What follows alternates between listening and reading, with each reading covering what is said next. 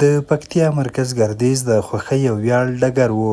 زرګونه خلک د هیواد د 11 کلنې فوټسال لوبډلې د هرکلي لپاره راټول شوي وو. هغه لوبډله چې تازه د اسیا اتله شوې او د افغانستان نوم یې یو ځل بیا په زرینو کرښو ولیکه.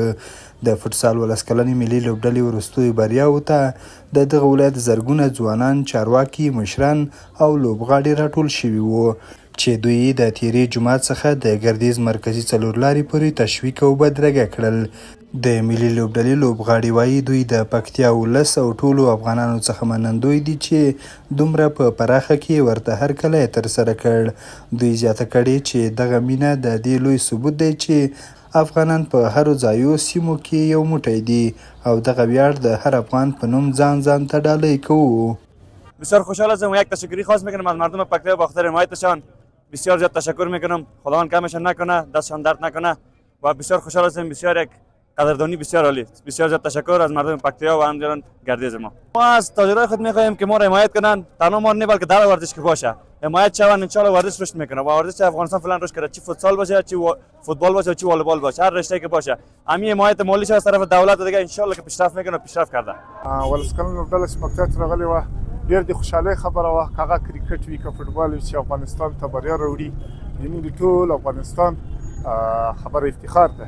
نو ډېر ونه خوشحال یو. موږ پکتیوال هم ټول راوتلي وو، که ولي ملکي ولس وه که ورزشکاران وو، د ټولو ښه هرکلی یې وکړ. ټول د پکتیا ځای اوسیدونکو ورزشکارانو د لوبغاړو په راتګ خوښي څرګندوله او یادوله دوی د ټولو هغو اتلانو ملاتړ کوي چې د هیواد لپاره اتلولي راوړي. افغانستان د 11 کلنو ملي فوټسال لوبډله راغلې وه او موږ هرکلي ته راغلي وو. لومړی د فوټسال ملي لوبډلې ته مبارکي وایم او ورپسې د افغانستان ټول ملت ته د دې لوی بریا مبارکي وایم. واقعیت ورزش یو داسې لوبه ورزش یو داسې کړنه دی چې یووالی، مینه او محبت رامنځته کوي. دا یوازې که کرکټ موږ وښیو، د بیټ او بال او همدارنګه فوټسال وښیو، یوازې د لوبې ځای نه دی بلکې دا د مینې او محبت ویشلو ځای دی. او ډېر خوشحاله یم، د فخر ځای دی چې مثلا دغه خلک راغلي دي او د فوټسال هغه لمانځي. ډېر د فخر، واقعا د فخر ځای دی. ډېر خوشحاله یم او بیخي بس د خوشحالۍ را چا خبره چې بیخي خبره هم نشو کولی. دومره یو خوشحالۍ ځای دی او افتخار ځای دی.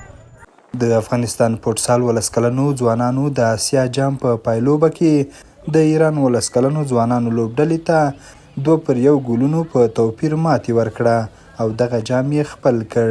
حیران احمدزی، امید رادیو، پکتیا.